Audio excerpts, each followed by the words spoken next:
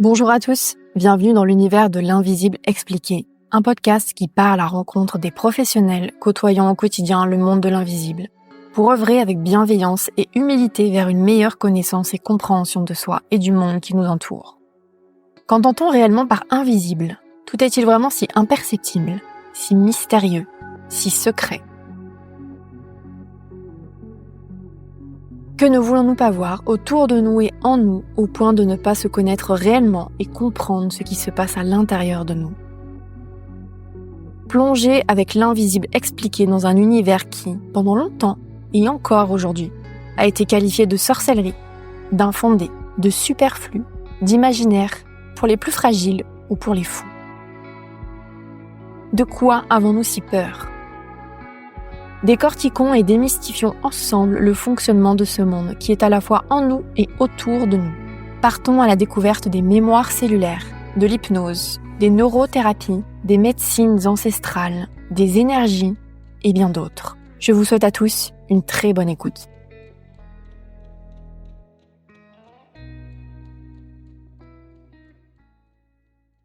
Bonjour Stéphane. Bonjour Sophie. Bienvenue sur le podcast L'Invisible Expliqué. Je suis vraiment super contente de te recevoir dans l'émission, sur ce podcast. Ouais, merci. J'ai hâte que tu nous expliques ton parcours, ton chemin de vie, ton métier de géobiologue. Pour tout vous expliquer à ceux qui nous écoutent, je lisais un livre là récemment sur la géobiologie. Et, donc, Ces maisons qui tuent, le nom du livre, qui peut faire un peu peur, mais qui explique en fait une bonne partie de la géobiologie. Et en fait, je me suis dit, mais c'est incroyable, le sujet est fascinant, quoi. Et si tout le monde pouvait s'intéresser à ce sujet-là et comprendre l'impact que peuvent avoir les énergies d'une maison, mais ce serait juste fou, quoi. Donc je me suis mise à la recherche d'un professionnel du métier, du secteur. Et il s'avère que Stéphane n'habite pas bien loin de chez moi, donc hasard de la vie. Alors pour tous ceux qui l'ont remarqué, Stéphane et moi avons le même nom de famille. Alors, a priori, on n'est pas de la même famille. On va faire des recherches. Mais il faut qu'on fasse des recherches, ouais. Mais hasard de la vie aussi, c'est vrai que c'est marrant. C'est marrant de le notifier. Alors, du coup, Stéphane, tu es donc géobiologue. Oui. Alors, c'est pas ton activité principale. De toute façon, tu vas nous expliquer un petit peu ton parcours et ton chemin de vie, etc. Et ensuite ton métier. Tout à fait. Donc, géobiologue. Et ben écoute, tout simplement, ce que je vais t'inviter à faire dans un premier temps, si t'es OK, c'est présenter qui tu es aujourd'hui, effectivement, peut-être brièvement, et ensuite revenir un peu plus profondément sur ton chemin de vie. Qui es-tu ? Qu'est-ce qui t'a amené vers ce monde un peu plus subtil ou ces énergies plus subtiles qui t'ont amené en fait vers ce métier de géobiologue, en fait, tout simplement. D'accord. Enfin, tout simplement. C'est pas si simple. On va essayer de faire simple alors. Donc je suis Stéphane Tardieu, géobiologue aujourd'hui, effectivement. Donc c'est un métier que j'occupe une grande partie de mon temps, mais pas pleinement. Je garde toujours aussi un pied à terre, on va dire, de façon très cartésienne, qui me permet de rester ancré. On verra que l'ancrage, en fait, est une notion très importante dans tout le domaine énergétique, dans quelques domaines que ce soit. Il faut être ancré, aligné, centré, etc. Ah mais c'est sûr, c'est primordial dans la pratique. Tout à fait. Tu nous l'expliqueras, mais ouais. Donc en fait, cet ancrage, je le matérialise par cet autre métier que je fais à côté, qui me permet de ne pas partir de façon éthérée un peu trop en excès. Donc comment j'en suis venu là, en fait ? C'est un parcours assez atypique. Quel est ton parcours ? Qui es-tu ? Et un peu long. Un peu long, parce qu'aujourd'hui j'ai un certain âge. Donc ça a commencé déjà très tôt, autour d'une dizaine d'années. Donc déjà à cet âge-là, en fait, je me posais des questions existentielles. C'est aussi bizarre que ça puisse paraître. Déjà à 10 ans. Enfin, je te dis ça, mais moi aussi, je crois. Ouais, donc et puis j'avais pas forcément un entourage ouvert à ça ou qui s'intéressait à ce domaine, en fait. Oui. Mais c'était plus d'un ordre. Je sentais qu'il y a quelque chose qui était au-delà de ce qu'on voyait, de ce qu'on sentait, du matériel, en fait. Donc les questions d'ordre relations humaines. Ça m'interpellait aussi, donc déjà à cet âge-là. Et puis le pourquoi de la vie. Voilà, je me demandais déjà à cet âge-là, je me suis posé une question, pourquoi on est là et ça sert à quoi une vie ? Donc c'est assez atypique. Je me rappelle avoir écrit, parce que j'aime beaucoup écrire en fait, et d'avoir écrit quelques petits vers comme ça, une sorte de poème que j'avais lu à mes parents, pour leur dire, voilà, je pense ça. Ah oui. Donc, ouais. Ça avait été ton moyen d'expression à ce moment-là. Ouais, c'était un peu ça. Donc, c'était le pourquoi on est là, en fait. La vie, ça sert à quoi? La vie, ça nous mène où? Pour que l'on arrive parfois au bout d'un rêve fou. C'est des petits vers que j'écrivais à l'âge de 10 ans. Donc, c'est quelque chose qui m'interpellait. Ouais, tu vois, comme quoi, déjà jeune. Ouais, donc déjà, comme j'avais pas de, on va dire, d'échange, j'avais pas non plus de réponse. J'ai continué mon petit bout de chemin de vie comme un enfant de 10 ans. Donc, je continuais à jouer, à faire mes études, etc. Et puis, c'est à l'adolescence que ça a commencé un petit peu plus à émerger, en fait. J'ai été poussé, alors je sais pas comment expliquer, en fait. Peut-être ce qui arrive à certaines personnes, on fait des actes parce que on sent qu'il faut les faire, mais on n'a pas de raison vraiment objective et concrète. Voilà. Donc j'ai été poussé à aller sur un tatami, donc j'ai commencé la pratique des arts martiaux à l'âge de 16 ans, donc par le karaté. Et ça a été une révélation, en fait. Vraiment, j'ai pu m'épanouir dans ce domaine-là. Bien que la première fois, le premier cours où on m'a demandé de commencer à serrer les poings, je me suis senti un peu ridicule à cet âge-là. Voilà. Mais bon, en tout cas.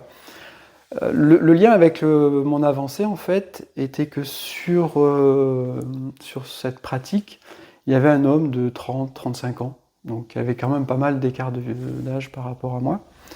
On a accroché pas mal, en fait, dans ces discussions, et tous les cours, à chaque fin de cours, en fait, sur le parking, on se retrouvait à refaire le monde, à parler de philosophie, à parler de questions existentielles, à parler du pourquoi, du comment. Et c'était quelque chose pour moi, à l'âge de 16 ans, qui commençait à résonner. Je trouvais quelqu'un qui puisse... avec qui parler de ça, avec qui parler de ça, et puis aussi, comme il avait pas mal d'avance au niveau de l'âge, un certain vécu, bien que... Une réflexion peut-être différente de la tienne, enfin, en tout cas. Tout à fait, donc j'étais plus en écoute qu'en partage. Mais au moins, c'était quelque chose qui a commencé à éveiller en moi une certaine vision de la vie, en fait. Une première rencontre, en tout cas, qui t'a marqué, quoi. Tout à fait. Et donc, pendant quelques années, j'ai pu continuer la pratique avec cette personne-là, et qui a éveillé en moi certains goûts de la recherche, en fait, et puis du questionnement existentiel sur moi, sur les gens, sur les relations, sur ce qu'est l'énergie. Alors là, ça a commencé déjà à cet âge-là, parce que dans le karaté, on parle de ki, cette énergie, on voit les maîtres qui poussent des cris, des kiai, etc. On dit ki ou chi? Alors, ki, c'est le terme japonais. Ah, et ki, c'est japonais, chi, c'est chinois? C'est le terme chinois. Ah, tout à fait. Ok. Donc pour moi, c'était plus le terme ki, parce que j'étais plongé dans cet art martial japonais. Ah oui. Et puis c'était magique, avec les yeux de 16 ans, on voit des maîtres pratiquer, c'était quelque chose d'incompréhensible, cette énergie, et ça restait dans le domaine mystique, mais magique. Et oui, parce que c'est vrai que le ki, en gros, donc, pour la pratique japonaise, c'est le mot qui définit toutes les énergies qui nous entourent, quoi, c'est ça? C'est plus l'équivalent du chi chinois. C'est-à-dire que cette fameuse énergie qui nous parcourt, en fait, qui circule au travers des méridiens, etc. Donc là aussi, j'allais en venir, parce que ça reste mystique, et puis je reste avec mes questions, en fait. Bah oui, on t'explique pas ce que c'est, quoi. Juste tu sais que ça fait partie de l'art martial. Et puis... Je vois comment ça fonctionne avec la pratique sur les grands maîtres, etc. Et puis voilà. Donc encore, le cheminement de la vie fait que je quitte ce club, je quitte cette région, je fais mes études, etc. Et lorsque je viens déménager, je suis à côté d'un club de Tai Chi Chuan. Donc j'arrive à côté d'un club de Tai Chi Chuan, ne pouvant plus pratiquer le karaté parce qu'il n'y en avait plus à côté de chez moi. Voulant continuer à la pratique, l'art martiaux, je m'inscris à ce club. Et là, encore un nouvel... nouvel environnement. Merci. Voilà, un nouvel environnement, puis une nouvelle pratique, en fait, qui m'a vraiment intéressé. Et tout au long de ce parcours, j'entends parler de chi, de circulation énergétique, des méridiens, etc. Ah, ça revenait aussi. Ça revenait, ouais. Et le tai chi, c'est aussi japonais ou chinois? C'est chinois. Ok, ça c'est vraiment purement chinois. Il y a toute la généalogie qui est assez... c'est chinois, en fait. Et oui, donc ce sujet revenait. Ce sujet revient. Qu'est-ce que donc, qu'est-ce que l'énergie, etc. Donc, c'est vraiment, ça me tourne autour, ça me titille un petit peu. Donc, voilà. Donc, au fil de la pratique, je viens rencontrer une pratiquante qui faisait le tai chi avec moi et qui était formatrice en shiatsu.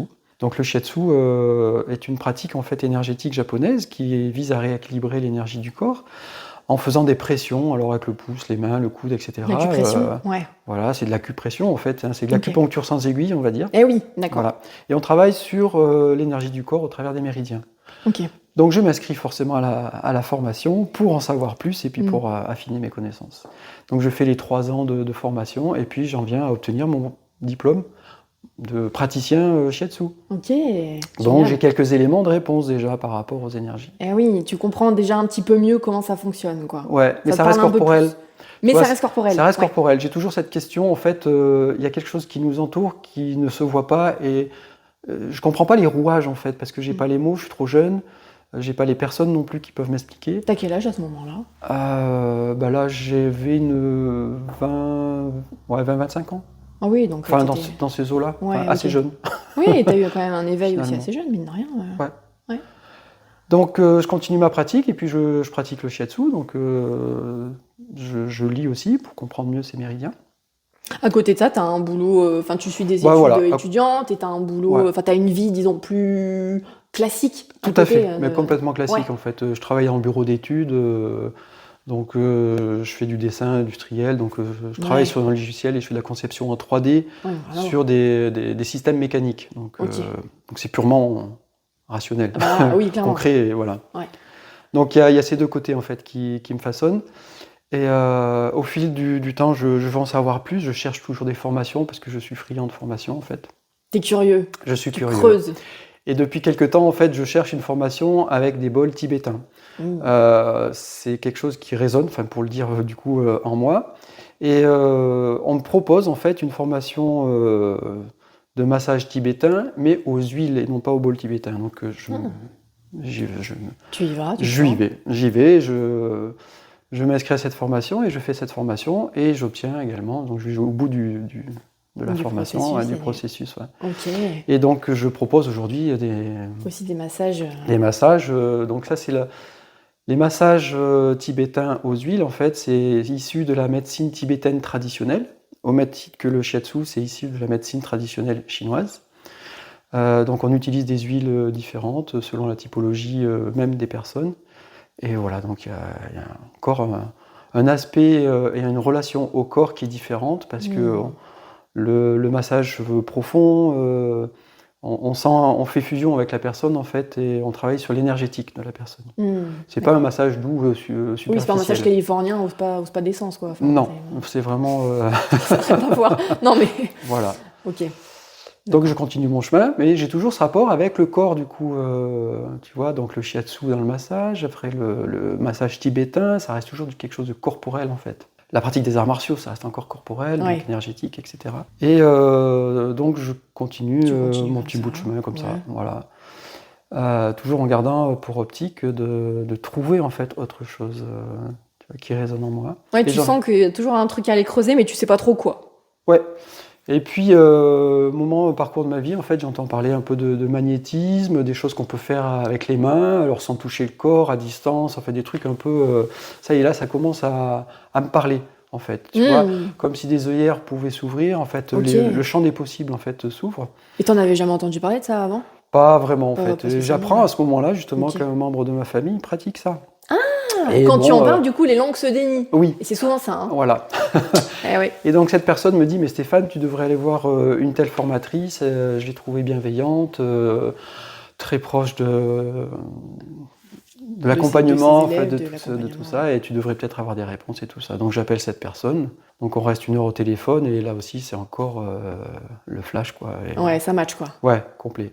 Donc je fais la formation, et c'est une formation de Reiki. Ah, le Reiki. Le Reiki. Alors, c'est vrai que j'ai reçu des messages suite aux premiers épisodes où justement les intervenants parlent du Reiki. Et c'est vrai que j'ai oublié les 2 fois de dire mais qu'est-ce que c'est que le Reiki? Parce que je vois à peu près ce que c'est, mais c'est vrai que les auditeurs du coup, Ouais. ne connaissent pas forcément. Alors, est-ce que très rapidement, brièvement, c'est quoi le Reiki? Est-ce que tu vois en quelques mots Ouais. ou quelques... Le Reiki, c'est une technique japonaise. Donc je reste toujours du côté un peu oriental, asiatique. Donc le Reiki est une technique japonaise d'harmonisation énergétique. Okay. Donc on va, au travers de certaines gestuelles, certains protocoles, en fait, parcourir le corps d'une personne ou ressentir en fait certaines zones qui ont besoin d'un apport énergétique particulier. Donc tout cela en fait se fait soit en contact avec la personne qui reçoit la séance. Donc le praticien, on va dire, en fait, est comme un canal énergétique, donc il reçoit une énergie. Il faudrait encore expliquer d'où elle vient, etc. Mais Oui. pour simplifier, comme tu me le demandes, Ouais. donc le praticien est un canal qui transmet cette énergie au travers de ses mains sur la personne qui reçoit la séance. D'accord. Donc le praticien n'est pas un guérisseur, Oui. donc il est simplement un canal, et c'est la personne qui reçoit la séance qui va déclencher en elle-même un système d'auto-guérison. D'accord. Donc on est un peu comme un coup de pouce, La une fameuse aide, un auto-guérison. accompagnant, Ouais. pour que la personne éveille en elle en fait ce système d'auto-guérison. D'accord, ok, Voilà, c'est clair. en gros. Ok. Et donc on voit que le Reiki en fait a un potentiel de technique assez conséquent. C'est pour ça que l'apprentissage, en fait, si on veut aller jusqu'au bout de l'apprentissage, qui se fait en 4 niveaux, parce qu'il y a un certain nombre de pratiques à faire et à apprendre, oui. et surtout à expérimenter pour passer d'un niveau à l'autre. Donc moi, friand de formation et surtout d'aller au bout des choses, en fait, donc j'ai passé le niveau 1, puis ça m'a vraiment plu. Donc j'ai passé le niveau 2, puis le niveau 3, et puis ensuite j'ai fait le dernier niveau, Ok. qui est le niveau 4, qui est appelé maître enseignant. Donc aujourd'hui, Tu peux enseigner le Reiki. je peux enseigner le Reiki, faire Génial. des formations, etc., soit en tête-à-tête, soit en groupe, selon la demande. Trop bien. Génial. Voilà. Donc j'avais déjà des réponses, en fait, quant à l'énergie qui peut se faire à distance, que le corps peut émettre, recevoir, avoir une certaine sensibilité. Oui, ok. Ouais, Voilà. le Reiki, t'as quand même bien éclairé là-dessus.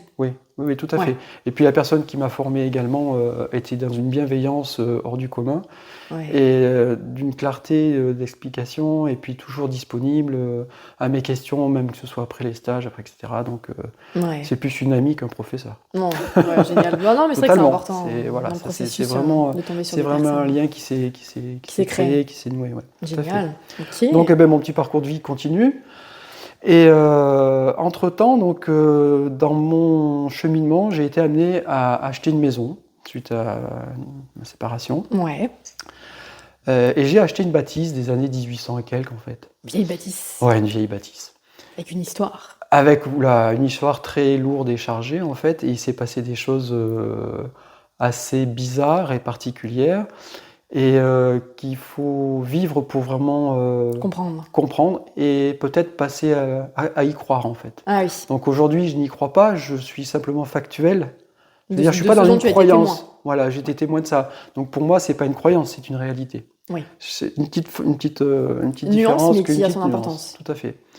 Donc il se trouve qu'à cette période-là, qui correspond un peu à la période du Reiki, j'ai rencontré ma femme, Ouais. qui baignait dans le sujet depuis toute petite. Donc pour elle, ça la faisait plus rire de voir que je découvrais des choses qui pour elle étaient évidentes depuis toute petite. Ouais. Le décalage. Voilà. Donc en fait, c'est ensemble qu'on a cheminé un petit peu, que j'ai commencé à ouvrir les yeux sur des choses que je ne connaissais pas, que l'on voyait pas, et surtout qui paraissaient un peu dingues, et que l'on voyait simplement sur un écran de télé. Dans les films, documentaires à sensation, ouais, enquête paranormale. tout à fait, ou dans des films comme Le Sixième Sens, par exemple, ou des choses comme ça. Ouais, il s'est passé quoi dans ta maison, du coup, qui t'a vraiment marqué, et là où tu t'es dit, ah ouais, non mais là par contre... Alors, je vais juste pour les plus gros cas, on va dire, Oui. les plus simples. Par exemple, j'étais en train de refaire un petit peu l'électricité, enfin, il y avait certains travaux à faire dans la maison. Et puis un soir que j'étais à l'étage, en fait, j'entends des explosions, enfin pas des petites détonations, Ouais, ça on va pète, dire, quoi. ouais, ça pète, quoi, voilà. Ouais. Et donc je descends, et là donc j'étais avec ma fille à l'étage, et puis je la rassure en disant t'inquiète, c'est rien, c'est une ampoule qui a grillé. Oui. Et je descends en fait, et il se trouve que comme c'était un chantier, donc c'était les ampoules étaient dirigées vers le haut dans des culots à baïonnettes. Voilà, c'était le petit détail, mais c'est assez mon importance. Ouais. Et il se trouve que 3 des ampoules en fait qui étaient présentes sont sorties de leur socle, donc elles ont dû faire une sorte de quart de tour pour sortir avec les baïonnettes. Oui, parce que c'était vissé. En fait. Enfin, C'était que un petit quart de tour. Maintenant les baïonnettes, Oui. ça tend à disparaître, mais ça tenait. Enfin, Oui, tu ça peux pas tenait, quoi. ça Ouais. peut pas sortir tout seul. Et donc elles étaient sorties toutes les 3 de leur socle en fait, et elles avaient explosé au sol. Donc premier questionnement, je dis là c'est pas vraiment rationnel. J'aimerais bien qu'on m'explique de façon scientifique, mais là j'y arrive pas. Ouais. Donc je reste avec ça. Et puis en discutant avec ma femme, on décide de mettre une petite pierre de protection sous le lit de ma fille qui venait de dormir de temps en temps. Ouais. Ça mange pas de pain et puis ça nous rassure. Bah oui. Et donc pour ceux qui connaissent, en fait, on achète une obsidienne noire. Donc on achète une belle pierre en fait, qui est lisse un peu comme du marbre, tu vois, bien noire, et qu'on pose sous le lit, sans lui dire en fait. Elle n'a pas besoin de s'affoler. Oui, tu lui avais pas dit à ce moment-là. Ouais. Et le lendemain, en fait, ou 2 jours après, on vient récupérer et puis faire un état des lieux de cette pierre, en fait. Et il se trouve que la pierre n'a pas bougé d'1 millimètre. Elle est exactement au même endroit où on l'a posée, donc tu vois. Mais quand on a pris la pierre, elle était complètement griffée. Je me dis, c'est pas possible, en fait. quoi, déjà, pour griffer une pierre comme ça, il faut y aller enfin, je sais pas, au cutter oui, c'est ça, tu un vois. couteau, ou je sais pas, mais... Et puis, elle n'avait pas bougé. Donc là, de nouveau, quelque chose de pas rassurant qui s'installe, tu vois, et puis des choses qui paraissent un peu floues, un peu bizarres.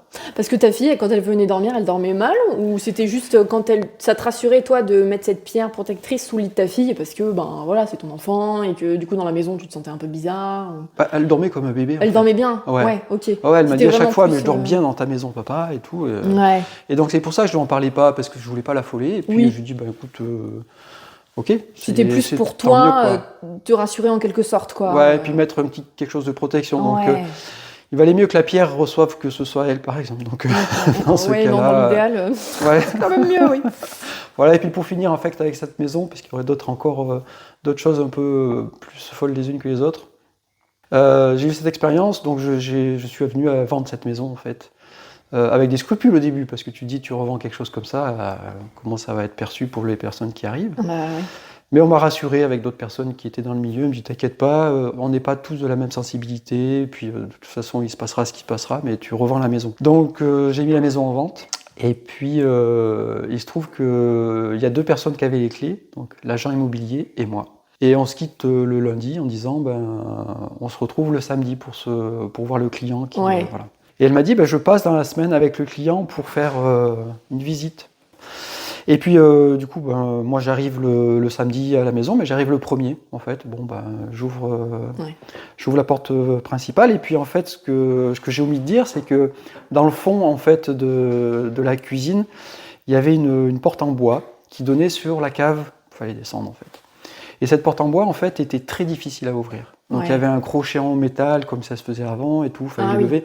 Et puis, vraiment forcer pour ouvrir cette porte-là. Donc, je m'étais justement bien efforcé de bien la fermer pour que ce soit plus présentable, etc.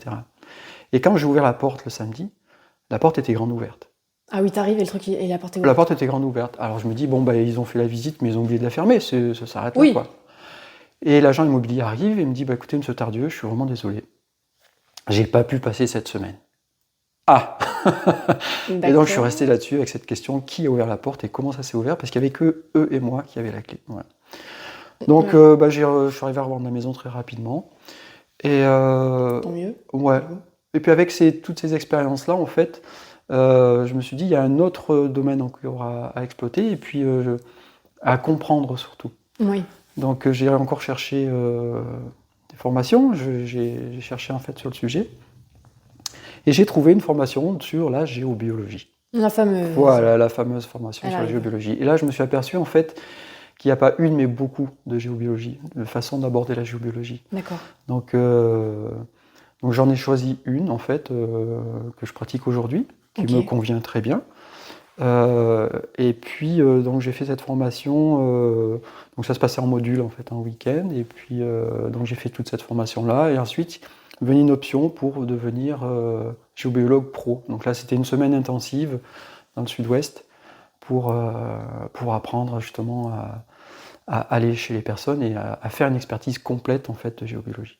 Alors la géobiologie, en fait, c'est l'étude de l'impact du lieu sur le vivant. C'est-à-dire que le géobiologue va intervenir dans un lieu d'habitation, plus généralement chez les gens, mais ça on peut venir aussi en entreprise ou dans des stabulations pour les animaux, etc. En fait, tout le domaine en fait où il y a du vivant, en fait, le géobiologue peut intervenir. C'est-à-dire que dans un lieu d'habitation, il va y avoir plusieurs types d'agressions qui existent et qui ne sont pas visibles. Donc le premier type d'agression, en fait, c'est des agressions dites naturelles. Oui. Donc de par sa nature, si tu veux, la Terre en fait génère des champs électriques, magnétiques tout autour de la Terre. Donc c'est comme une sorte de maillage, tu sais, un filet de pêche, on va dire, qui est vraiment qui englobe la Terre complète. Et comme il y a plusieurs réseaux qui sont créés, mais ils sont tous un peu plus ou moins entremêlés. Ils sont imbriqués les uns Ils sont imbriqués les uns dans les autres. Voilà. Ouais. Et donc, toute habitation, tout lieu de vie, en fait, ne sort pas de ça, en fait, est complètement impliqué dedans. Eh oui. Voilà, Nous donc, y compris. Enfin, voilà. Donc nous aussi. ouais. Eh oui. Donc il n'y a pas un lieu qui est épargné. Il y a également des cheminées cosmotelluriques qui sont un phénomène naturel assez fréquent, en fait, dans des lieux surtout où il y a présence d'eau ou pas. Donc certains géobiologues disent que ces cheminées cosmotelluriques sont un peu comme des points d'acupuncture de la Terre ou des centres de respiration de la Terre. C'est-à-dire que pour te donner une image, une cheminée cosmotellurique serait comme un grand tube, pour simplifier les choses, qui partirait du sol en fait et qui irait vers le ciel en fait de plusieurs centaines de mètres de haut et qui partirait du sol également, mais vers le centre de la Terre avec à peu près la même distance. Ah oui. Donc en fait, ça fait un grand tube et dans ce tube-là, il y a une énergie en forme de spirale qui est montante en fait, qui a un niveau qui a un temps de rétention et qui redescend dans le sens inverse. Donc on parle de respiration. Donc ça monte pendant à peu près 3 minutes. Il y a un temps de rétention d'à peu près 30 secondes et ça redescend aussi pendant 3 minutes. Donc en fait, on sent que c'est une respiration naturelle, mais qui n'a rien à voir avec la respiration humaine. Et comment elle apparaît, cette cheminée cosmotellurique? Alors elles sont là de fait, en fait. Donc il y en a plusieurs, elles peuvent bouger. Donc ce qui est ce qui peut paraître un peu étrange, c'est qu'elles ont une conscience autonome. Donc elles peuvent bouger en fait dans la nature. Donc il y a des façons de les détecter. Donc ce que je fais aussi avec l'antenne de l'Escher. Et puis la particularité de ces cheminées cosmotelluriques, c'est qu'au-delà de leur tube, c'est un tube, c'est simplement pour simplifier la visualisation. Il y a on appelle ça des bras ou des murs en fait qui partent du centre et qui vont vers l'extérieur. C'est comme, imagine un soleil, quand on est enfant, on dessine un soleil, donc on dessine un cercle, puis après on fait des rayons de soleil. Oui, on fait des petits traits. On fait des petits traits. Bon, la cheminée cosmotellurique, ça va être ça. C'est-à-dire qu'il y a le tube, d'accord, et puis les petits traits extérieurs qui partent vers l'extérieur. Donc son rayonnement. Voilà. Donc suivant l'expérience de certains géobiologues, on est amené à compter entre 1, 5, 6, 7 tubes, en fait, 7 bras qui composent la cheminée. Par contre, tous ces bras ont une épaisseur définie, qu'on peut mesurer aussi avec nos outils, et une longueur définie. Et donc ce mur, on va dire, qui est dessiné par ces longueurs et puis cette épaisseur, est complètement pathogène. Donc elle gêne à la bonne santé de l'homme qui la traverse. Ah oui. D'accord, ok. Donc typiquement, pour te donner un exemple, j'étais chez un client qui avait des problèmes de sommeil, en fait, dans un appartement, dans un immeuble, en fait, et il m'avait dit qu'il y avait une personne qui était déjà passée au niveau énergétique, mais qui lui avait dit il y a quelque chose dans cette zone-là, mais sans plus, en fait. Donc, sans trop savoir. Ouais, il y a quelque chose de pas très bon, en fait, qui peut perturber le sommeil dans la chambre, et puis c'était resté là. Donc moi, je fais mes détections, et je trouve un bras de cheminée cosmotellurique qui vient traverser son lit. Et en particularité, la tête de lit, en fait. Ah oui, d'accord. Mais il n'y avait pas le corps de la cheminée. Le corps de la cheminée elle-même était chez le voisin, puisque c'est un immeuble. Mais le bras, en fait, n'a pas de butée physique, en fait. Oui, donc il traverse, bah oui. Ouais. Voilà. Donc j'ai fait le nécessaire pour que la cheminée s'en aille. Ah, tu peux la faire se déplacer? Alors, en fait, si tu veux, les cheminées ont une conscience autonome. Oui, ce que tu disais tout à l'heure. Oui. Voilà. Et donc il suffit d'entrer, on va dire, un petit peu en contact avec cette cheminée-là. Et puis il y a une façon d'échanger avec cette cheminée qui fait qu'on lui propose en fait un autre lieu.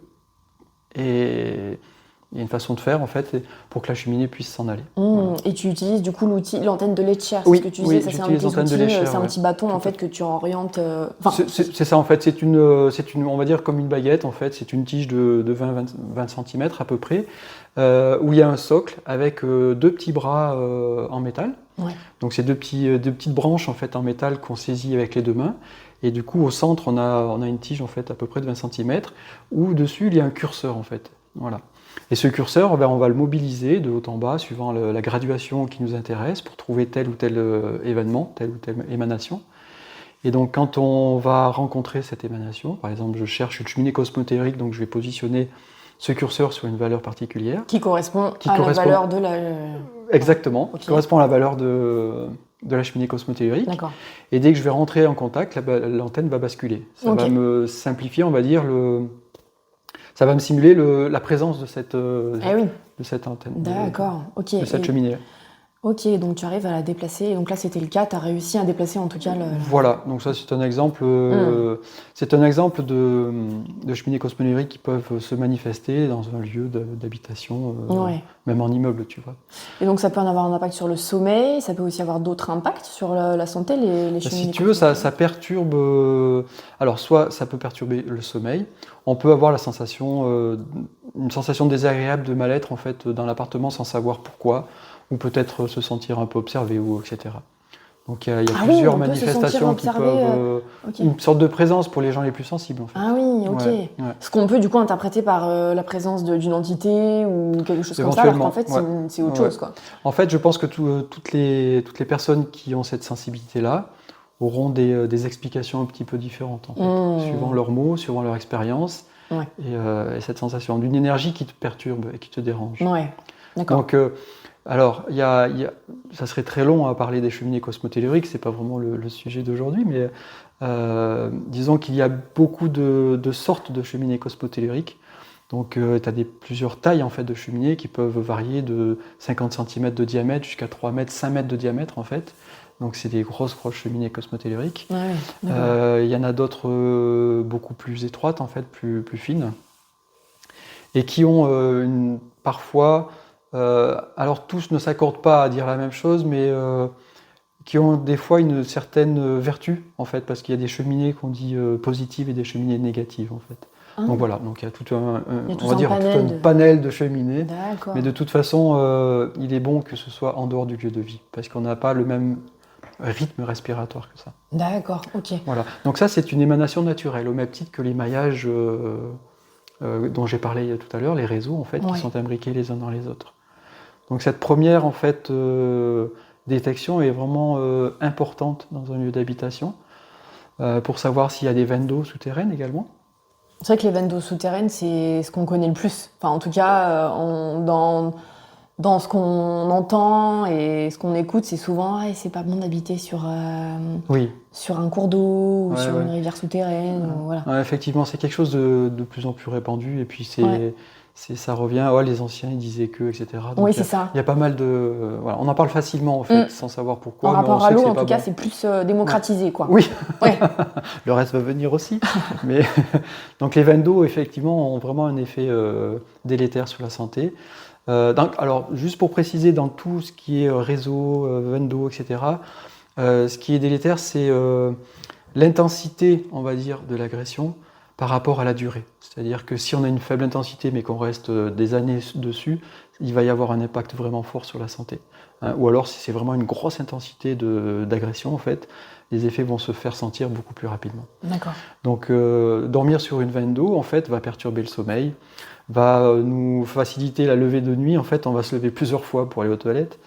On risque de faire aussi des cauchemars, des choses comme ça. Donc on dit que la veine d'eau aussi draine l'énergie. Donc on se sent épuisé. Au réveil, quoi. Au réveil, ouais. On a du mal à émerger, on a la tête dans le seau. Des expressions un petit peu Oui. à base d'eau. Oui, c'est vrai. Ouais. On a du mal à émerger, on a la tête dans le seau. Non, mais c'est vrai, c'est marrant, Ouais, ça. puis on est épuisé aussi. Ouais. Donc, Oui. donc voilà, ça c'est des choses qu'on constate régulièrement chez une cliente, par exemple. Elle se levait plusieurs fois la nuit, donc elle avait d'autres préoccupations dans la maison, mais en partie pour ce cas-là. Donc effectivement, il y avait une veine d'eau qui passait juste sous elle, quoi, sous le lit.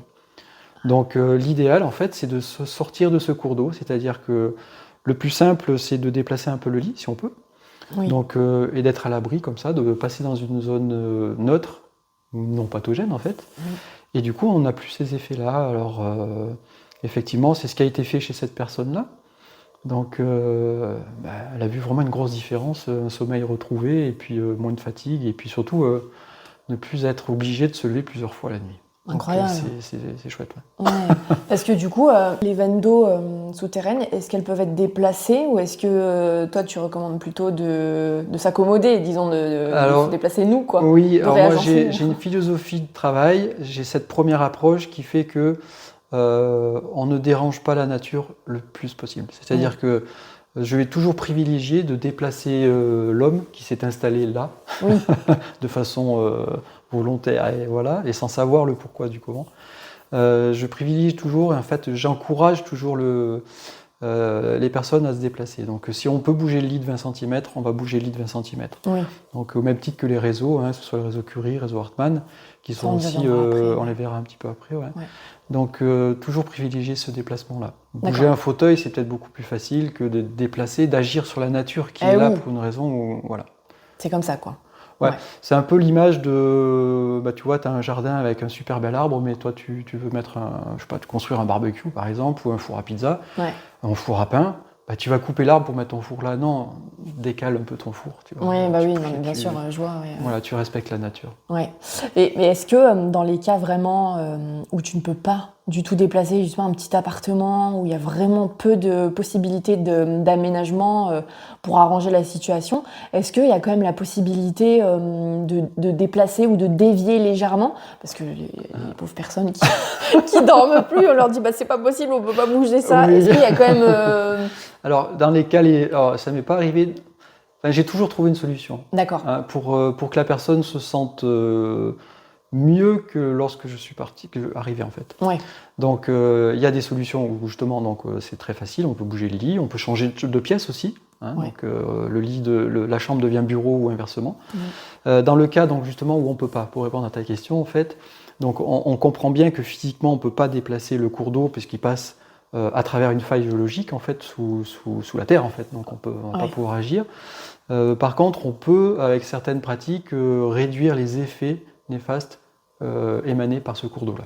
Ah. Voilà. Donc on arrive à réduire ces effets-là. D'accord. Mais toujours avec ce conseil de quand même la possibilité de bouger si... de trouver une solution ouais, quand de même. trouver une solution. Ouais. Ouais, d'accord. Après, il y a des cours d'eau qui sont moins influents que d'autres. Donc si par exemple dans un appartement, il y a deux chambres ou deux pièces, dont une qui est plus ou moins occupée par des amis qui passent ou la famille, mais le cours d'eau est moindre que là où ils dorment, donc on va privilégier de changer de chambre. Et oui, d'accord. Ok. Voilà. Ouais. Ok. Donc ça, voilà, c'est vraiment pour le cours d'eau.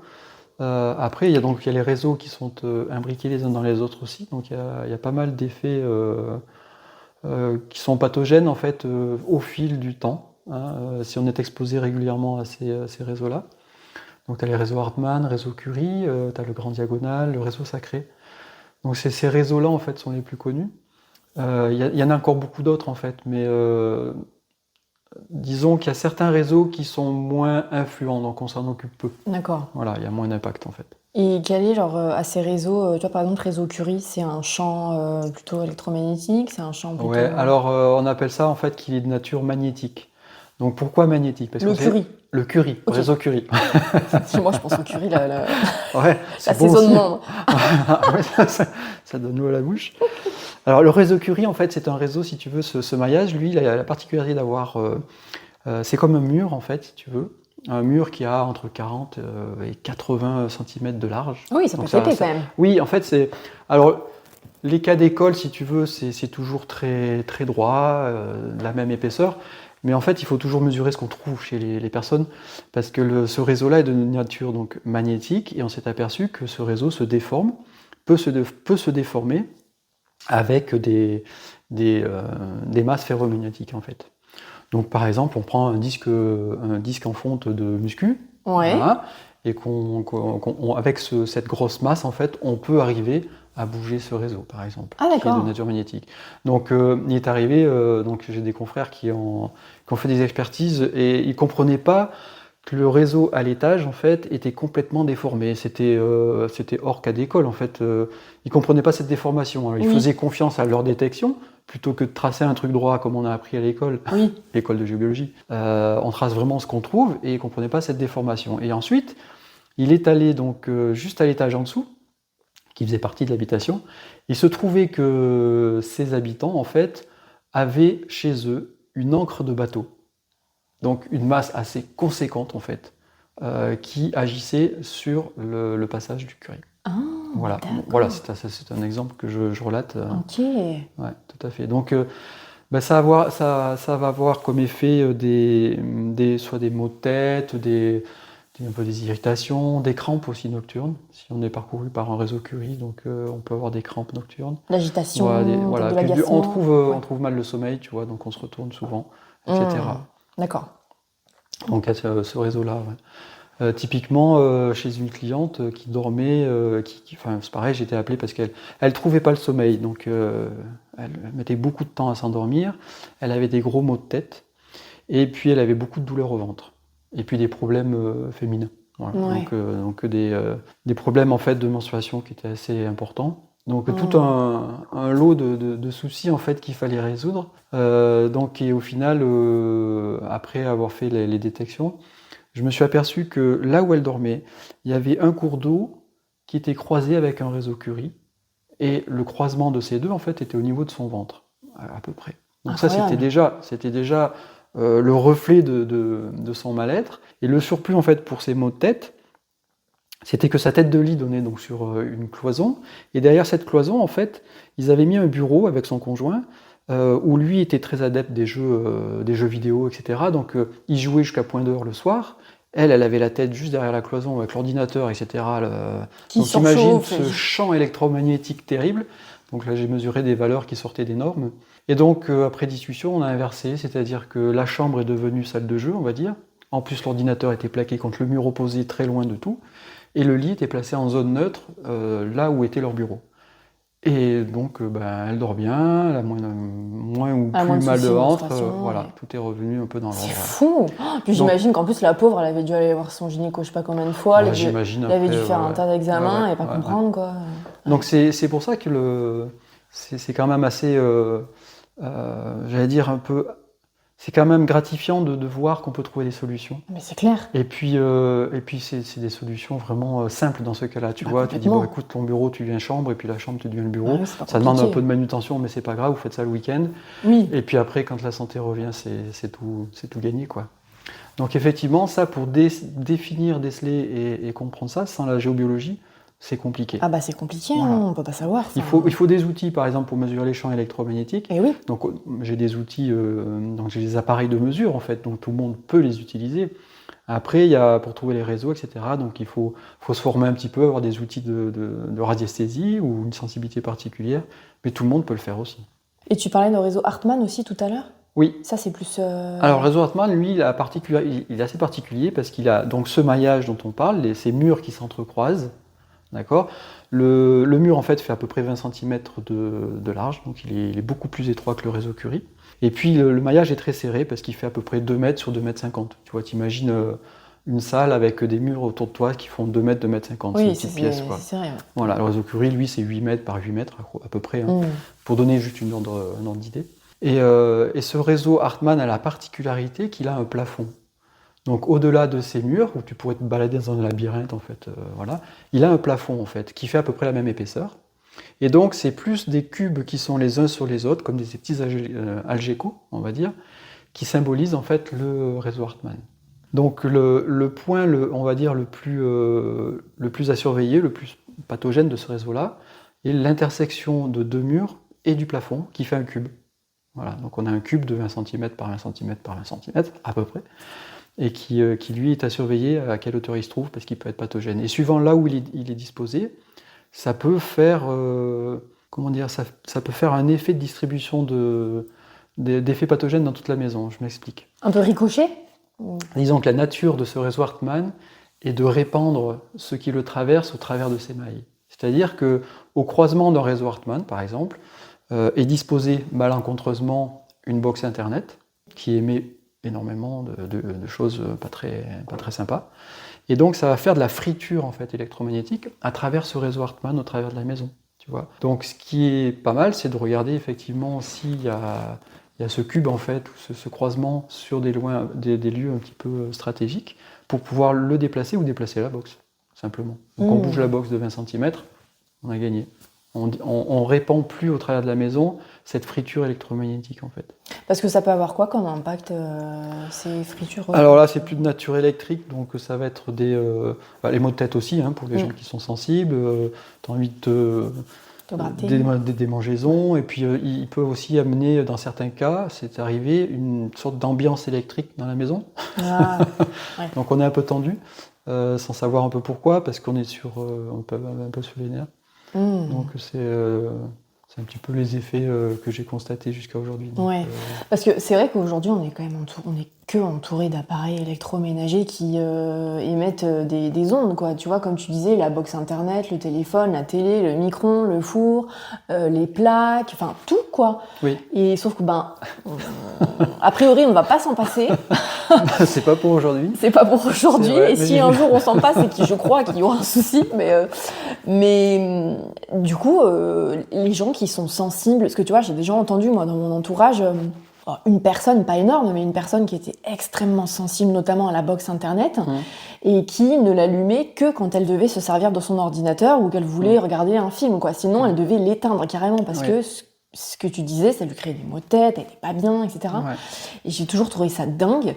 Et mis à part l'éteindre, cette box, elle n'avait pas d'autre solution, quoi. Alors, parfois, elle peut être placée, comme je te disais, malencontreusement dans un croisement qui favorise en fait cette mauvaise, ce mauvais ressenti, en fait, surtout chez une personne sensible, comme tu l'expliques. Donc, effectivement, l'idéal, c'est de couper tous les appareils électroménagers qui ne sont pas utilisés. Donc, ça ne sert pas à grand-chose, en fait, parce que même un appareil qui est branché et qui ne sert pas, va générer quand même un champ électrique, en fait. Donc, donc il y a quand même un champ qui est présent et qui n'est pas forcément... Moins fort peut-être, mais quand même présent. Moins fort.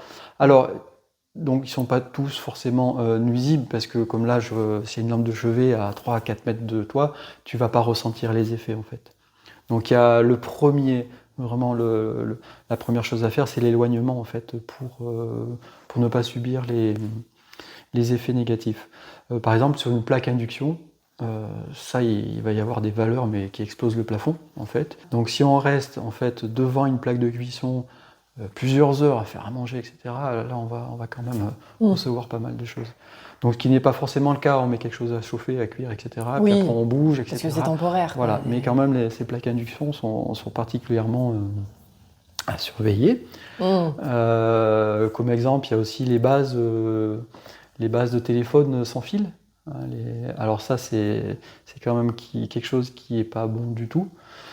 Voilà, tu parlais de la box internet, donc il y a des choses comme ça qui sont pas terribles.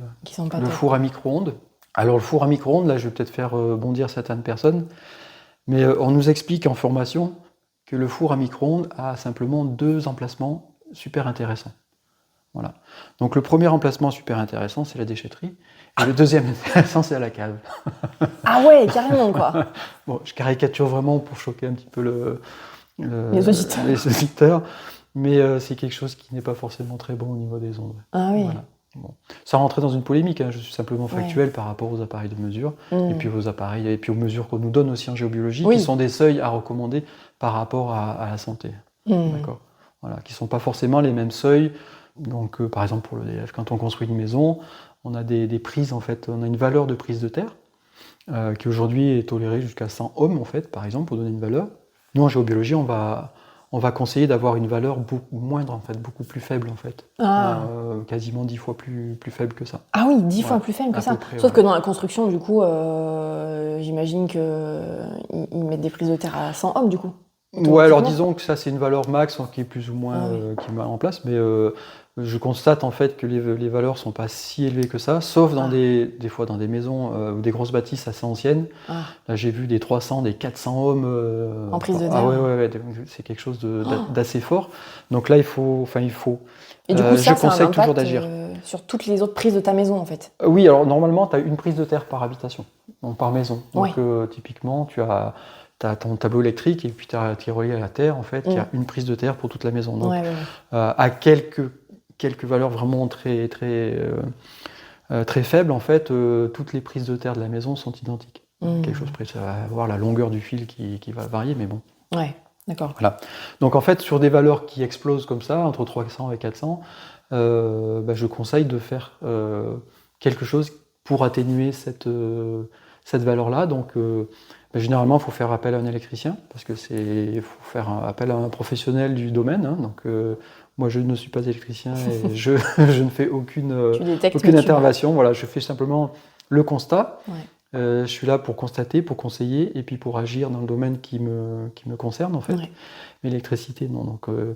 Donc j'ai un collègue en fait qui fait ce genre d'intervention. Et effectivement, pour typiquement entre 300 et 400 ohms, comme ça, là, il est intervenu. Alors c'est parfois du travail qui est assez conséquent.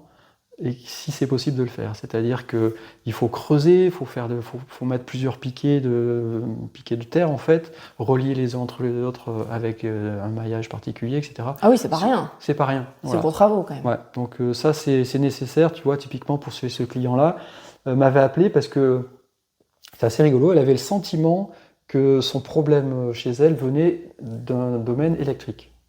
Elle avait le sentiment de... Je t'assure, donc elle me C'est dit fou. non, mais moi quand il faut d'abord regarder l'électricité, quelque chose comme ça. Donc je lui dis bah écoutez, je peux venir que pour ça si vous voulez. Et effectivement, elle avait raison. Donc Ouais. j'ai vu des valeurs mais qui explosaient les plafonds. Donc elle a fait appel justement à ce collègue qui est allé et qui a fait ce genre de travail donc, que j'expliquais et qui a réduit drastiquement les valeurs. Quoi. Ah ouais, incroyable. Et du coup, elle allait forcément mieux chez elle, quoi. Oui, bon, Ouais. après, elle a résolu son problème. Donc, Ok. Et donc là, tu nous expliquais effectivement les zones pathogènes.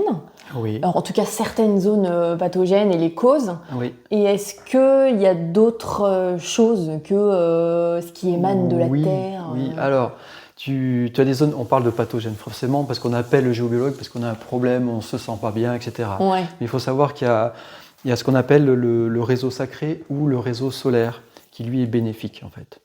Donc c'est un réseau en fait on appelle plus pas des murs ou des cloisons comme on pourrait le faire pour le Curie ou pour le Hartmann qui sont voilà. Mais là on parle plus de cordes en fait, c'est-à-dire que c'est un réseau, c'est un maillage, hein, identique du reste, qui lui alors par contre les maillages sont beaucoup plus grands, c'est de l'ordre de 30-36 mètres tu vois, donc c'est des carrés vraiment beaucoup plus grands. Et qui ont la particularité, ce réseau-là, d'être bénéfique. Et donc, si on a la chance dans la maison, parce que là, tu t'imagines, de 30 à 36 mètres c'est un à impact côté, énorme. on n'est pas forcément sûr d'avoir ça dans la maison. Mais s'il y en a un qui traverse dans la maison et qui n'est pas croisé ou par un champ, par un réseau en fait qui est pathogène, Ouais. on peut profiter de ces bienfaits-là. Donc, par exemple, au croisement d'un réseau sacré, donc tu imagines ce maillage, donc tu as deux cordes bénéfiques qui se croisent, ça génère tout autour de ce croisement, on appelle ça une zone en fait de renforcement immunitaire.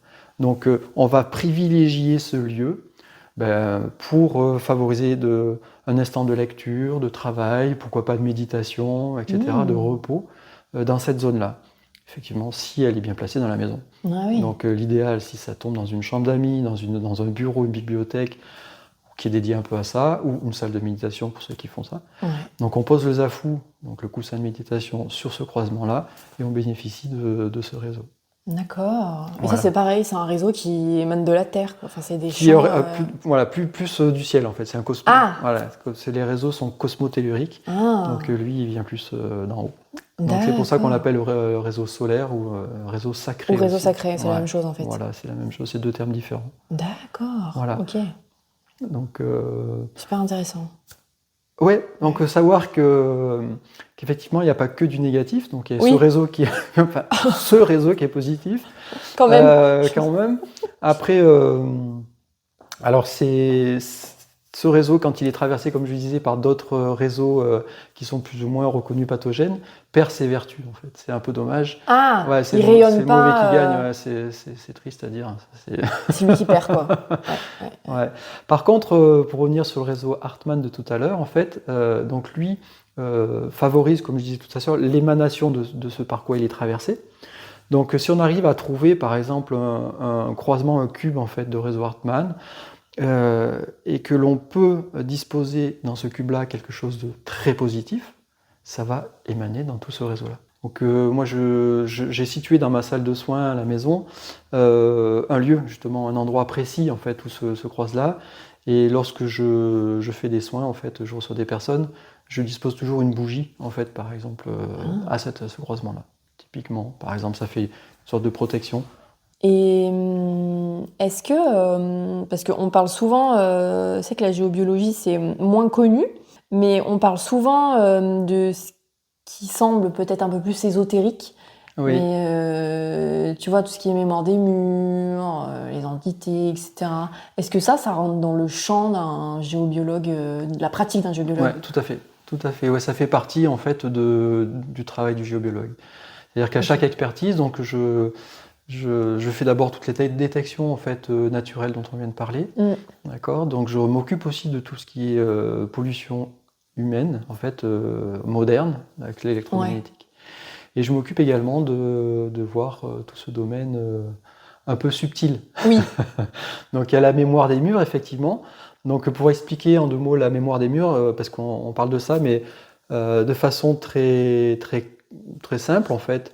Donc dans un lieu d'habitation, il va y avoir un couple, une famille qui va vivre un certain nombre d'années.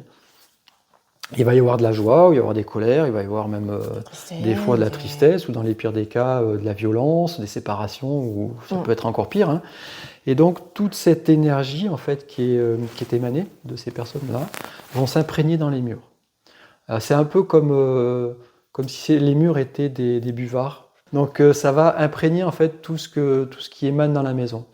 Et du coup, c'est ça en fait les mémoires des murs. Et donc quand la famille, les habitants vont vendre ou quitter cette maison-là, les nouveaux habitants, les nouvelles personnes qui vont arriver, vont absorber, vont absorber ce qui sont dans ce qui est dans les murs en fait. Donc à leur tour, s'il y a des mauvaises, on va dire, des mauvaises mémoires, des mauvaises mémoires dans ces murs-là, enfin mauvaises ou pas très, voilà, pas très bonnes, elles vont à leur tour en fait absorber ce qui était là. Donc c'est le pourquoi en priorité en fait que cette explication en fait qu'on a quand on rentre dans un lieu de vie chez quelqu'un, on est invité ou on est touriste, on visite des lieux. On se sent bien, tu vois, ou alors on se sent pas bien. Donc principalement ça vient de ça en fait. Donc il y a d'autres raisons qu'on va voir juste après, mais principalement c'est ça. Donc tu vas chez quelqu'un et puis tu dis oh, on est bien chez toi, est-ce que tu as un thé, puis tu discutes, tu prends du temps, puis tu as du mal à partir, tu vois pas le temps passer, et puis tu es bien en fait. Oh, on est bien chez toi, etc. On dort super bien si tu invites les amis à dormir, etc. Et puis en contrepartie, tu as des lieux où tu as envie de partir tout de suite. Oui, mais c'est vrai que des fois ça le fait, on sait pas trop pourquoi. Ouais, pourtant c'est joli, bof, on n'est pas très bien. C'est ça, tu rentres et puis tu n'as qu'une envie, c'est de partir. Quoi. Donc, sans explication rationnelle. Ouais. Oui, c'est ça. Ouais, tout à fait. Ok. C'est les mémoires des murs. Alors, au-delà de ça, en fait, si tu veux, dans ce domaine-là, tu as également, donc là, on parle d'émotions qui peuvent charger un lieu, en fait, on va dire ça comme ça, mais les émotions peuvent charger aussi des objets. Donc, ceux qui aiment bien chiner dans les brocantes, les choses comme ça, on ramène parfois des objets, tu vois, un peu anciens, donc qui ont vécu même des fois des guerres, des choses abominables, ou qui ont servi justement à faire des choses abominables. Et oui, que ce soit en bureau, on a pu écrire des lettres, je sais pas, ou des bagues ou des colliers. Tout à fait. Les bijoux de famille, les objets qui sont donnés de génération en génération, qui portent en fait toute la mémoire de ces générations-là. Alors ça peut être quelque chose de positif, parce que... Oui, aussi. Oui, ça peut être une famille qui a toujours été heureuse dans l'amour, et puis qui redonne quelque chose à sa fille qui est pareille, etc., qui est rayonnante. Donc ça peut être quelque chose de très positif. Mais en contrepartie, quand on ne sait pas, par exemple, quand on achète quelque chose que... j'ai trouvé une gourde de la guerre de 1914, par exemple, et que je ramène ça à la maison parce que je suis friand de ces objets-là, c'est porteur, en fait. Donc il peut y avoir des choses, en fait, qui sont porteuses. Donc là, c'est pareil, je détecte, en fait, ces objets chez les personnes. Donc là, pour illustrer ce propos, je vais donner un exemple. Donc, je suis arrivé chez un client qui me demandait de venir chez lui parce qu'il ne se sentait pas bien depuis quelque temps. Il ne savait pas pourquoi. Et puis, il y avait son parcours de vie qui n'était pas comme d'habitude, en fait. Il avait des habitudes, en fait, de recevoir des gens, mais ces gens ne restaient plus. Donc, il y avait un changement bizarre. Un changement, ouais. Et il ne comprenait pas pourquoi. Alors, il y avait plusieurs choses, en fait, qui étaient présentes chez lui, mais... Donc je fais mes détections classiques et puis je viens à dire mais il y a quelque chose qui va pas bien là dans votre bureau, il y a un objet qui derrière le meuble là, il y a quelque chose qui est pas bien. Elle me dit oui effectivement j'ai un grand tableau et alors il a sorti un tableau qui faisait peut-être 1 mètre de haut sur 80 de large, enfin un gros truc tu vois. Immense, quoi. Enveloppé dans une grosse couverture, caché. Je dis mais ouais effectivement ça c'est pas bon, mais pour moi c'est pas bon du tout, c'est très porteur en fait. Alors c'est un tableau, voilà, je lui ai dit mais racontez-moi l'histoire de ça parce que j'aimerais bien comprendre. Et donc il m'a dit c'est un tableau. Donc c'est un tableau pour le dépeindre, c'est un tableau noir tout en relief, mais déjà noir, pas une seule autre couleur que ça, et qui était avant qu'il soit caché dans cette couverture, qui était dans son salon. Et il avait fait venir déjà quelqu'un avant moi, qui lui avait dit non, mais ça, faut l'enlever du salon, c'est très, très mauvais au niveau énergétique. Il l'avait caché simplement derrière son meuble. Et là, je lui dis non, il faut vous en séparer. Ça suffit pas, quoi. Ça suffit pas, et je peux pas Enfin, il y a des objets qui sont tellement chargés, il vaut mieux s'en séparer, en fait. Et donc, je lui dis, racontez-moi l'histoire de ce tableau. Donc, il m'a dit, écoutez, là, j'ai un ami qui est passé dans une phase très dépressive. Mais vraiment, il était au bord du suicide, en fait, quelque chose de très, très, très lourd. Et il a fait ce tableau dans cette période-là. Et pour le dépanner, je lui ai acheté le tableau. Donc ça l'a dépanné, on va dire, financièrement, et puis pour lui rendre ce service-là. Et donc du coup, il a récupéré toute cette charge émotionnelle. Donc il y a plein de petites choses comme ça. Donc il avait plusieurs objets chargés comme ça, donc des bijoux, des bagues en fait qui appartenaient à son ex-femme. Il y a eu une séparation assez difficile, mais il gardait, il n'arrivait pas à s'en séparer. Je lui dis non mais là il faut pas. Ah ouais, gardez pas ça, quoi. Voilà, donc ça c'est des charges un petit peu. Donc ça fait partie en fait de la détection de mon travail en fait chez les personnes. Donc ça, ce sont des mémoires. Ensuite, il y a, donc tu as prononcé tout à l'heure le terme de l'entité. Donc là aussi, ça fait partie du travail des géobiologies en fait. Ces entités, c'est quoi ? Parce qu'on parle d'entités, on parle de fantômes, ça fait toujours peur, on passe pour des fous quand on dit cet homme-là, ça n'existe pas, de toute façon moi j'y crois pas, etc. Ça n'existe que dans les films. Il faut savoir souvent que les films sont inspirés de faits réels. Oui, complètement. Voilà, et puis des fois ça dépasse un peu. Donc les entités, en fait, on va dire, pour simplifier ou pour vulgariser les choses, c'est une forme énergétique qui reste sur Terre suite au décès d'une personne. On va dire qu'on a notre corps, et puis lorsque, par exemple, je vais venir à décéder, donc il y a un autre corps énergétique, alors on peut l'appeler l'âme, etc. Ça va être une âme défunte, en fait, qui peut continuer son chemin. Donc on appelle le chemin donc partir vers la lumière, etc. Ouais. Donc en fait, cette âme en fait ne va pas rester sur Terre parce qu'elle aura les moyens de partir en fait et de continuer d'aller ailleurs en fait. Donc là, on parle aussi après de réincarnation, etc. Donc on a une certaine ouverture d'esprit dans ce domaine-là et puis certaines croyances ou une réalité. Et d'autres âmes en fait ne peuvent pas partir. Ou ne veulent pas. Voilà. Donc soit elles n'y arrivent pas. Ne veulent pas. Ou ne veulent pas, pour plusieurs raisons. Donc soit elles n'y arrivent pas parce qu'elles n'ont pas assez d'énergie pour, et donc elles sont là. Et puis il manque quelque chose pour continuer leur chemin. Ou alors elles ne veulent pas, parce que durant toute leur vie terrestre, en fait, c'est des personnes qui ont été attachées, mais à un point très fort sur, par exemple, le matériel. Donc quitter son matériel, ça va être très difficile. Elles vont être attachées très très très fort à des personnes qui vont être difficilement libérables en fait. Donc elles vont pas pouvoir s'évader, partir, continuer, parce qu'elles seront trop attachées à une personne. Trop à ces personnes. Voilà, donc c'est pour ça que il y a plusieurs cas où on parle de maisons hantées, des choses un peu comme ça en fait, si tu veux. Voilà. Donc c'est un peu ce que j'ai repris au début de l'émission, où j'avais des expériences un peu particulières dans cette maison ancienne. Parce qu'il y a des âmes qui ne veulent pas partir en fait. Alors elles font tout pour faire peur, tout pour faire partir. Pour faire fuir en fait celui qui veut investir les lieux, parce qu'elles considèrent que c'est son lieu à elle en fait. Donc on va dire qu'il y a différents niveaux, des âmes bienveillantes ou des âmes neutres, des âmes malveillantes, etc. Ou difficiles à vivre en cohabitation en fait. On va dire. Et toi, ça, tu arrives du coup à les détecter alors toujours avec l'antenne de l'échelle, puisque c'est mon outil.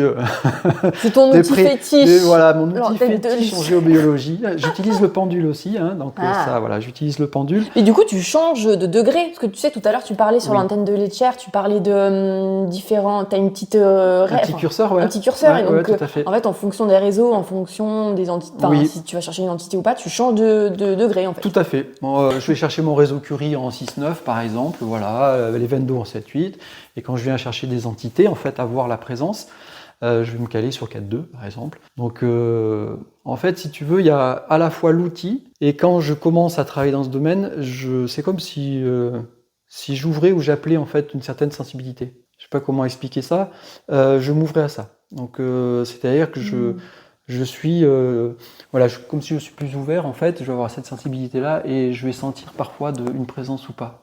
Donc j'ai des signes physiques qui me disent que il y a quelque chose là. Ah oui.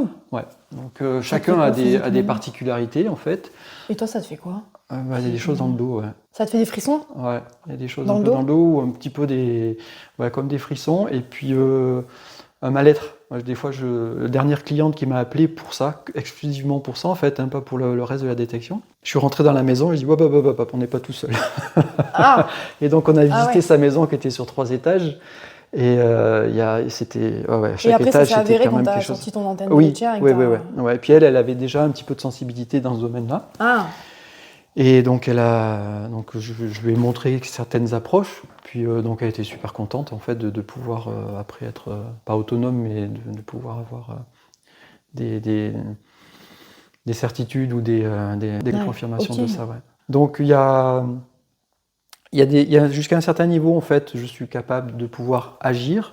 Donc voilà, de pouvoir agir en fait pour on va dire demander à ce qu'elle parte, elle continue, d'accord. Mais il y a des cas où non, ça dépasse mes compétences et je ne me mets pas en danger hein, pour certaines présences en fait qui peuvent être malveillantes ou trop fortes en fait. Donc il faut rester humble dans ce domaine-là. Et puis surtout, savoir où sont nos limites, en fait. Ouais, bien sûr. Donc il y a Ouais, des quand cas tu où je sens que c'est pouvais pas pas. possible, tu t'insistes pas, quoi. Non, alors j'insiste pas, et surtout je conseille à la personne qui vit là de faire appel à des gens, on va dire, spécialisés pour Oui, ça. spécialisé, oui. Donc on a vu des films hein, que ça s'appelle L'Exorciste, etc. Mais il faut savoir que ça existe en vrai, ça. Donc on trouve sur Internet aussi des gens, et puis même dans le domaine... dans les diocèses, en fait, ils ont des gens spécifiques, spécialisés là-dedans. Donc il faut faire appel à ces gens-là, parce qu'en fait, ils ont des protocoles qui se déroulent en fait à la virgule près, vraiment très très fort, très très bien, et ça fonctionne très bien en fait. Ah oui, Donc ils font d'accord. ça, ils ne font que ça. Donc ils ont une certaine compétence et une certaine expérience. Il faut les laisser faire en fait. Il faut leur demander. Faut pas hésiter de demander de l'aide. Oui, c'est ça, Voilà. en fait. Ouais. Pas attendre Ouais. non plus le dernier moment où on se sent terriblement mal. Et puis des fois c'est assez contradictoire parce qu'il peut y avoir en fait, c'est un collègue qui me relatait ça en fait. Il est tombé chez des gens où il y avait ce qu'on appelle un esprit frappeur. Alors On dirait un conte. c'est-à-dire que les personnes entendaient taper la nuit en fait. Ok. Elle entendait taper comme ça la nuit et ça faisait peur en fait. Il n'y avait rien de rationnel, il n'y avait rien du tout. Ça tapait sur le mur. Donc elles ont fait appel à ce géobiologue-là. Et en fait il est arrivé à voir en fait que c'était du domaine de la présence d'une entité. Et donc, il a fait déplacer. D'abord, on demande des fois s'il y a des messages, en fait, parce qu'il y a des entités qui ont des messages. Et c'est pour ça qu'elles restent, parce qu'il faut qu'elles donnent un message.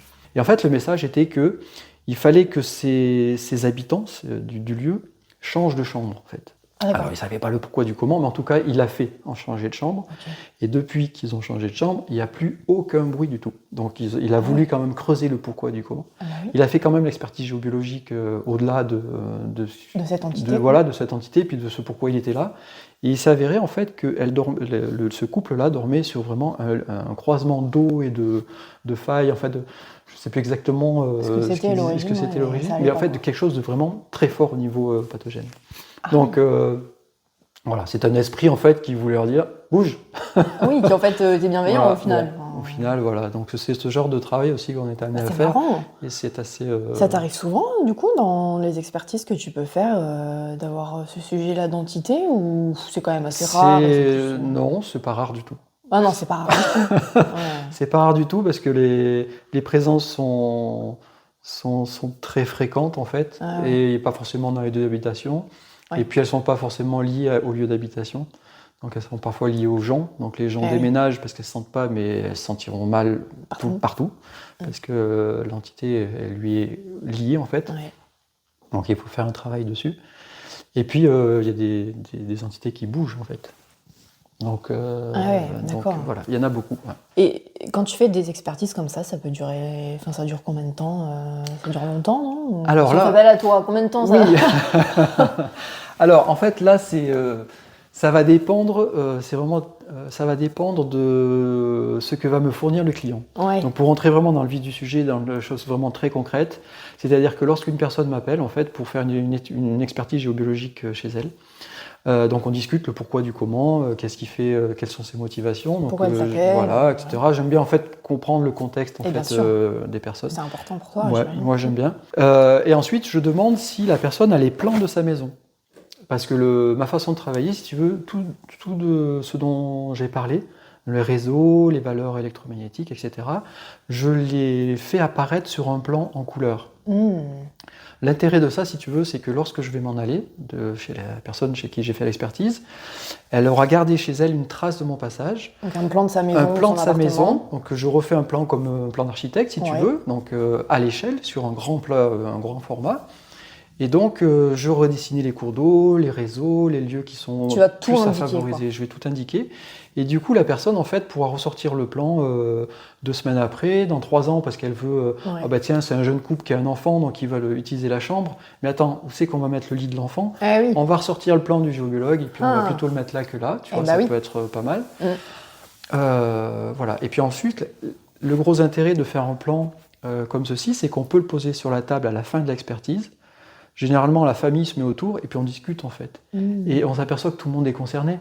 Et ah ouais, bah tiens, là j'aime bien méditer, mais finalement je vais changer d'emplacement. Et puis là, tu vois que ton fauteuil, c'est pour ça que tu as mal à la tête, tu devrais le déplacer là. Et il y a une sorte de discussion qui se fait de façon très vivante et assez intéressante. L'autre intérêt, c'est que par exemple, si dans une chambre d'enfant, il y a un lit qui n'est pas très bien placé, on peut demander à l'enfant, par exemple, de participer activement à ça et de faire un découpage de son lit à l'échelle qu'il pourra replacer sur le plan. Oui, Voilà, c'est sympa. c'est à la fois ludique et puis et quand même ça porte vers quelque chose de bien.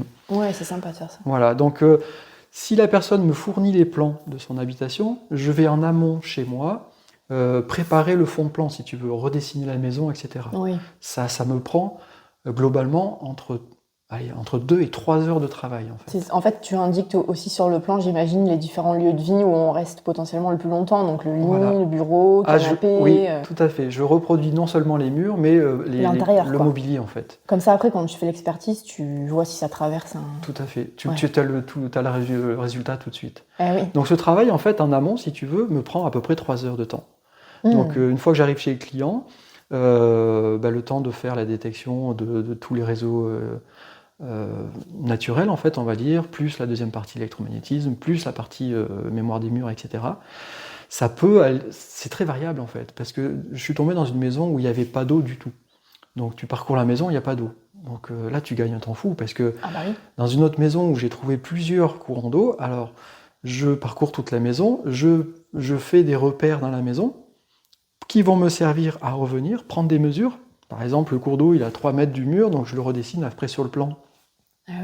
Donc ça prend pas mal de temps parce que je fais un aller-retour entre mon plan et mes repères que j'ai mis pour redessiner à l'échelle ce que je trouve sur le plan. Alors quand tu as 2 étages, quand tu as plusieurs réseaux, etc., ça peut prendre un temps conséquent. Donc le plus long, on va dire, je vais prendre les extrêmes. Donc le temps le plus long que j'ai mis chez des personnes, c'est qui n'avaient pas de plan non plus. Donc c'est, on va dire, j'arrive à 9h, je repars à 18h. Ah oui, ça te prend une journée entière, quoi. Ouais. Ah bah ouais. Oui, parce que le temps de dessiner, il faut ça. Et puis tu discutes toujours avec la personne, donc c'est toujours interactif, c'est-à-dire que je suis toujours en fait au fait de questions en fait des gens qui habitent là. Ah mais vous faites quoi? Et puis c'est quoi? Puis expliquer. Alors du coup j'explique en même temps que je fais. Non, et puis je réexplique à la fin. Et du coup parce que la famille est complète à la fin de la journée généralement, hein, mais voilà. Mais ça peut être très rapide, par exemple une maison de 100 mètres carrés, pour prendre un exemple. Ouais. Une maison de 100 mètres carrés où j'aurai les plans en amont, donc j'arrive chez la personne avec ce plan-là, où je trouve pas d'eau, par exemple, où je trouve pas grand-chose. Bah là, ça peut être en 4 heures, 5 heures maximum. Une journée, quoi. Voilà. Tout dépend aussi le degré d'intérêt et de questionnement des personnes. Bah oui, bien sûr, si on me pose plein de questions, ça va forcément rallonger. Je suis tombé chez des clients où il y a une des 2 personnes, donc la femme était très intéressée de comprendre tout ça, elle avait une certaine sensibilité, tu vois. Et puis le mari était plutôt chercheur scientifique et pour lui, ce qui n'explique pas par la science n'existe pas. Donc il n'avait pas de questions, en fait. Il a accepté de faire cette expertise. Il tolérait, mais voilà. Voilà. Et puis par curiosité, en fait. Il dit ok, moi je suis curieux, montrez-moi ce que vous avez à me dire. Et là, du coup, j'ai une question qui me vient, mais tu vois, on parle de l'intérieur et du lieu de vie, mais à l'extérieur, si tu veux faire un potager, mine de rien, c'est aussi ça peut avoir un impact. Tout à fait, on n'en a pas parlé. Les belles tomates. Et tu fais très bien d'en parler. J'ai fait également ça, donc c'est un architecte en fait qui reprenait tout un grand mât de ferme, un corps de ferme, qui voulait faire un centre de bien-être, massage, etc. Il m'a demandé également de regarder tout le terrain, parce qu'il voulait faire tout un potager, mais quelque chose d'assez conséquent. Et donc là, c'est pareil, donc je viens avec mon matériel, donc particulier. Donc je quadrille en fait tout le terrain sur la surface du terrain et je fais mes détections et je les reporte sur un plan également. Donc on a le plan pareil que l'appartement, que la maison. Et on a toutes les veines d'eau, les réseaux qui traversent. Alors à l'extérieur, on va pas. Je vais regarder un petit peu je vais regarder les veines d'eau souterraines, je vais regarder les failles et puis un réseau ou deux. Mais je vais pas faire la même détection aussi poussée qu'à l'appartement parce que c'est pas un lieu où on va rester. Mais les cours d'eau et les failles ont un impact direct sur la végétation. C'est arrivé parfois lors d'une expertise où il y avait toute une nuée et à un endroit, sans explication aucune, c'était tout grillé, flétri, et puis ça poussait pas, tu vois, c'était des branches mortes, etc. Et ils n'arrivaient pas à comprendre en fait. Et donc j'ai fait les détections et il se trouve qu'il y avait une faille qui passait juste en dessous en fait. Ah ouais, d'accord. Voilà, ou un arbre qui est beaucoup plus petit, des difficultés à pousser, etc. Donc le sous-sol a vraiment un impact sur le... Ça a un impact sur le vivant en fait, comme je disais au début. Oui, c'est ça de manière générale. Alors le vivant, on pense à toi, moi, enfin aux gens qui vivent dans la maison, et on pense aux animaux. Mais il y a également les végétaux, il y a tout en fait. Et oui, les animaux, c'est vrai aussi, les centres équestres. Oui, tout à fait. Et en plus, le centre équestre, c'est un très bel exemple parce qu'on construit des box et les chevaux n'ont pas le choix. C'est-à-dire qu'avec un peu de chance, l'animal va être dans un box bien placé et puis l'autre, il va être nerveux et on ne comprend pas pourquoi ce cheval est très nerveux par rapport à l'autre. Il ne pas le dresser comme on veut. Voilà.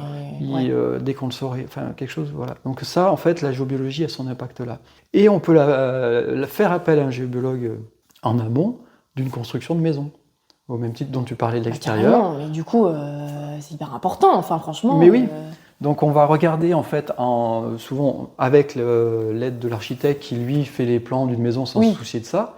Et puis donc les clients nous appellent pour, voilà, moi j'ai la maison, je vais la disposer comme ci, comme ça. Donc on regarde les plans de l'architecte.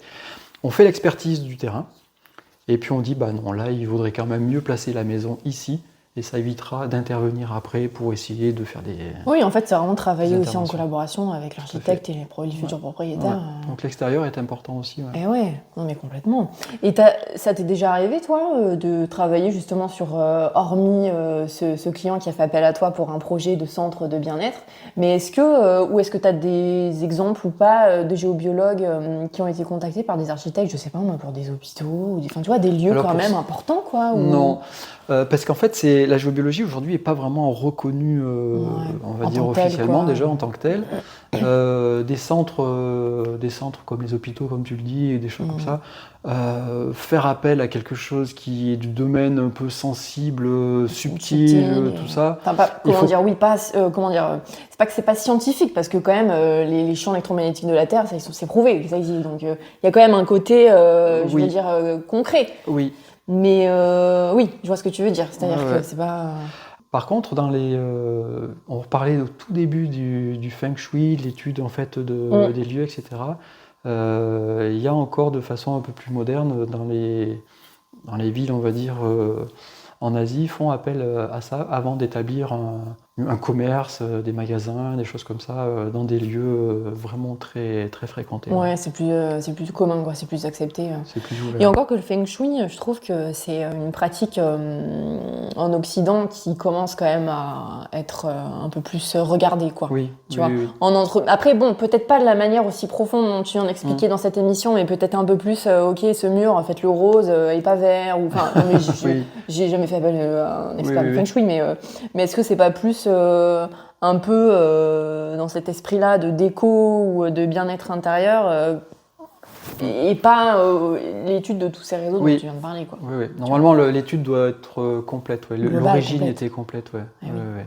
Donc, bon, après, le feng shui d'aujourd'hui, je pourrais pas en parler de façon précise parce que j'ai pas fait de formation feng shui moderne, on va dire.